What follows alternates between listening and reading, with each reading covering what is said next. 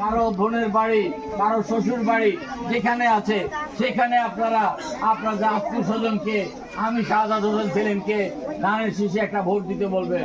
আমি প্রার্থী হিসাবে বড় কিছু নই, আমি প্রার্থীকে আমার দেখার দরকার নাই। প্রার্থী কালো না সাদা, ধলা না কালো, লম্বা না বেটে, এইটা দেখার কোনো দরকার নাই।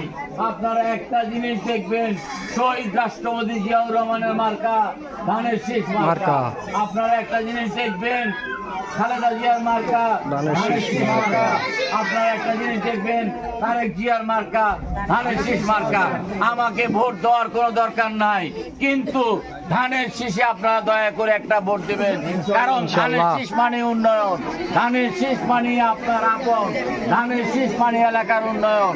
যদি ধানের শীষে ভোট দেন, আমি আপনাদের কাছে ওয়াদা করতেছি, আমি একটা মাদক মুক্ত, একটা সন্ত্রাস মুক্ত, একটা দুর্নীতি মুক্ত আমি রামগঞ্জ প্রতিষ্ঠা করব। আলহামদুলিল্লাহ। এর মধ্যে কোনো সন্ত্রাস থাকবে না, কোনো দুর্নীতি হবে না। সরকারিভাবে আপনাদের জন্য যে বরাদ্দ আসবে সেই বরাদ্দ আপনারা পাই পাই করে বুঝে নেবেন, সেখান থেকে